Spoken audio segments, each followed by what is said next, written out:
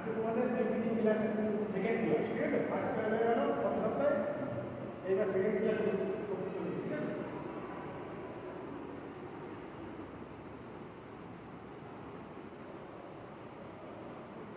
Tools for plumbing, ঠিক আছে? Plumbing এর টুলসগুলো সম্বন্ধে আমি তোমাদের বলবো, ঠিক আছে? এই ইন্ট্রোডাকশনের মধ্যে যেমন কি বলছেন, a plumber equal several tools for the fitting work or plumbing. Fixing tap or to carry out repair. Fixing tap মানে ট্যাপ, বিভিন্ন ধরনের ট্যাপ আমাদের ফিটিং করতে হয়, বিভিন্ন ধরনের tap plus carry out repair, repair করতে হবে। আবার আমি যদি কোথাও যদি একটা ট্যাপ আমি বসাই, সেখানে তো ট্যাপটা তো সারা জীবন যাবে না, সেটা তো লিকেজ হতে পারে, সেটা আমরা রিপ্লেস বা রিপেয়ারিং করি। রিপ্লেস মানে চেঞ্জ করতে হবে বা ওইটাই ওই ট্যাপটাকেই আমাকে রিপেয়ারিং করি। ধরো ওয়াশার, ট্যাপের হলো মেন প্রবলেম হয় ওয়াশারটা চেঞ্জ করলাম, তাহলে ট্যাপ ঠিক হয়ে গেল, ঠিক আছে? তাহলে this tools help to plumber in performing his or work properly.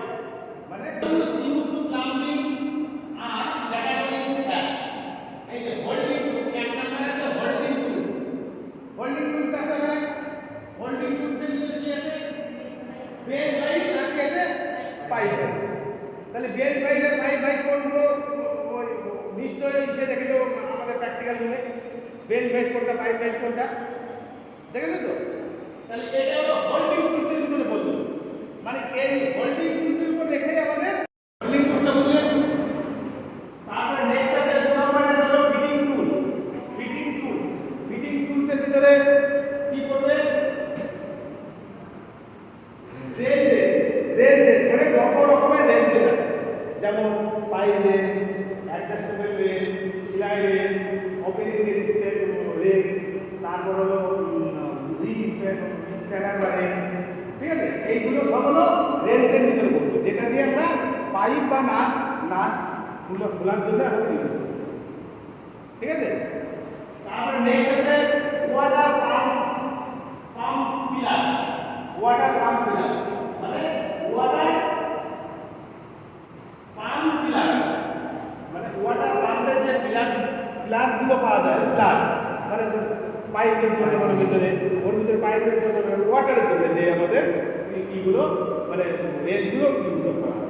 Water supply, water সাপ্লাইয়ের জন্য যে রেঞ্জগুলো আমাদের ব্যবহার করতে হয়, যেমন বেসিন রেঞ্জ, বেসিনের একটা রেঞ্জ আছে আলাদা রকম দেখতে, ঠিক আছে? ওইটা হলো বেসিনের নাটটাই প্লাম্বিংয়ের শুধু ব্যবহার করা, মানে ইজি হয়, কাজটা ইজি হয়, ঠিক আছে? তারপর আছে স্প্যানার, তারপর মানে স্প্যানার আছে, সব স্প্যানারগুলো ডালের বাংলায় ডালের ডবল স্প্যানার, তারপরে রিং স্প্যানার, বক্স স্প্যানার। বক্সের মধ্যে কিছু স্প্যানার বক্সের বাক্সের মতো থাকে, ঠিক আছে? মানে 4 গুণা 5 গুণা নাটটা ঢুকে যায় কিন্তু বাক্সের ভিতরে, এরকম একটা আংটির মতো থাকে, তার ভিতরে নাটটা ঢুকে যায়। মানে ওটা হলো গাড়ি যখন ওই 4 চাকা 6 চাকা যে চাকা, ওই চাকার নাট খুলতে ওই বক্স স্প্যানার ব্যবহার করা, ঠিক আছে? তারপরে নেক্সট আছে কি? তারপরে হ্যাকসো আছে, নেক্সট হলো হ্যাকসো। হ্যাকসো কাজ হলো কি? কোনো কিছু কাটিং করা, cutting. Hacksaw frame and blade, hacksaw frame and blade দিয়ে আমরা কোনো কিছুকে কাটিং করি, পাইপও কাটতে পারি, পাইপও আমরা কাটতে পারি, ধরো কোনো মেটাল কাটতে পারি, কোনো শীট মেটাল কাটতে পারি, যে কোনো ধরনের কিছু কাটিং করার জন্য আমাদের hacksaw frame and blade use করতে হবে। নেক্সট 4 নাম্বার আছে হলো pipe bending tool. Pipe bending tool, pipe bending machine আছে, ঠিক আছে? Pipe bending machine, pipe bending machine পাইপটাকে পাকায়। একটা আছে হাইড্রোলিক, একটা আছে হলো ম্যানুয়াল। মানে একটা আছে হাইড্রোলিক টাইপ, ঠিক আছে? মানে ওটা বেশি প্রেসার লাগবে না, এইভাবে করার মধ্যে এরকম চাপ এরকম দেবে, এক হাত দিয়ে কাজ, ওটা হলো হাইড্রোলিক সিস্টেম, ওটা একদম ইজি কাজ। আর একটা আছে ম্যানুয়াল, মানে কি ওই যেটা আমাদের আছে ওটা তো ঘোরানো নাই, মানে এত কষ্ট হয় ম্যানুয়াল,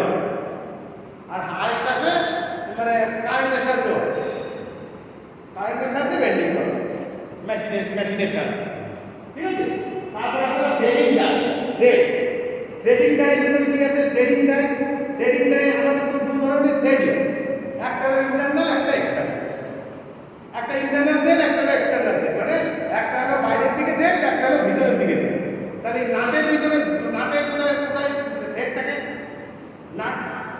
নাটটায় কোথায় কোন দিকে থ্রেড থাকে? নাট ভেতরে, ইন্টারনাল। তাহলে ইন্টারনাল থ্রেডের মধ্যে আমাদের তো আলাদা আলাদা ডাই লাগবে। তাহলে ইন্টারনালের জন্য আমাদের লাগবে হলো ট্যাপ দিয়ে হলো ইন্টারনাল থ্রেড করা।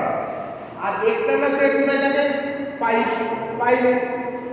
পাইপের এক্সটার্নাল থ্রেড করে আমাদের ওয়ার্কিং করতে হয়। তাহলে পাইপে থ্রেড করতে আমাদের এক্সটার্নাল থ্রেড করতে আমাদের কি লাগে? জিআই ডাই বা পিভিসি ডাই। পিভিসির ক্ষেত্রে হলো পিভিসি ডাই, জিআই ক্ষেত্রে হলো জিআই ডাই, ঠিক আছে। তবে নেক্সট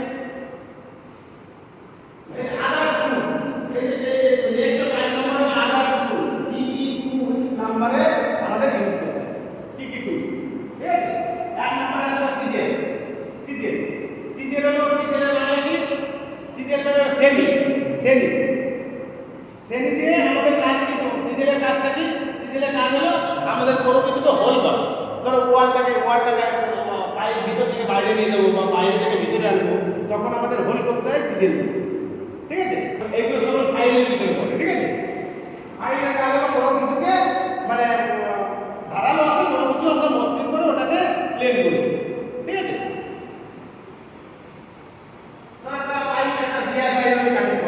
কাটিং করার পরে একটু বেঁকে গেল, কাটিংটা বেঁকে গেল, সেটা আমি ফাইলিং করে আমি সমান করতে পারি, ফাইলের কাজ, ঠিক আছে। তারপর নেক্সট আছে হলো পিলার হলো ওই পিলারের আরেকটা নাম হলো পিলার, ঠিক আছে। প্লাসের আরেকটা নাম হলো পিলার হলো অনেক রকমের আছে। একটা নোজ প্লাস মানে নোজ প্লাস কোনটা?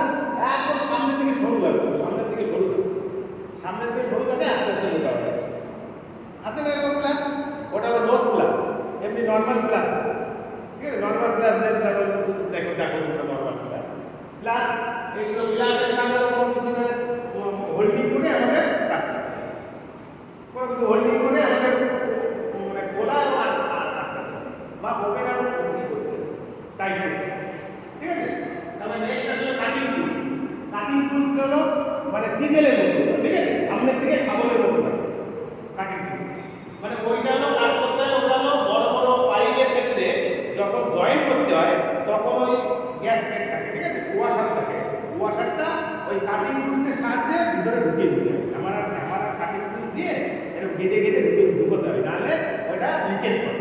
মানে পাইপ যখন জয়েন্ট করবে, এই যে এখানে যে বড় বড় পাইপ আছে না, ওই পাইপের ক্ষেত্রে এই কাটিং টুলসটা অনেক রকমের হয়, ঠিক আছে। ছোট বড় চিকন মোটা, মানে সামনের দিকে মানে শাবলের মতো চ্যাপ্টা থাকে, ঠিক আছে।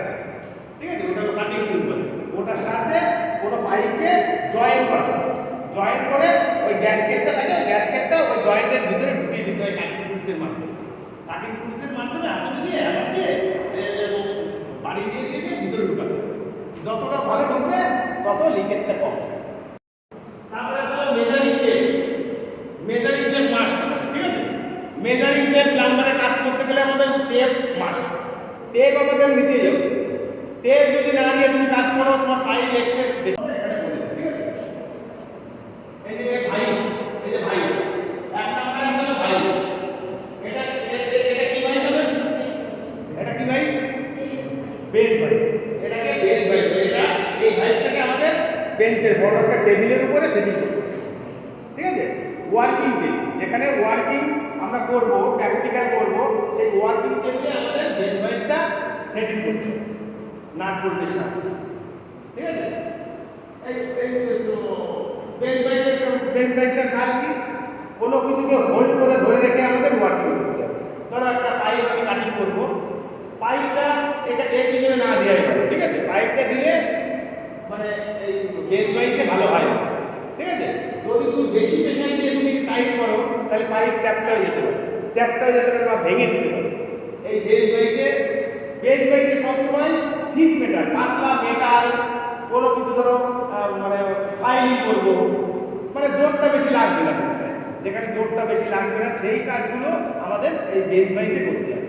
যেমন কাটিং, কোনো থিক মেটালগুলো আমি কাটিং করবো, কোনো কিছু আমি ফাইলিং করবো, তখন আমাদের এই বেঞ্চ বাইজ ব্যবহার করতে হবে।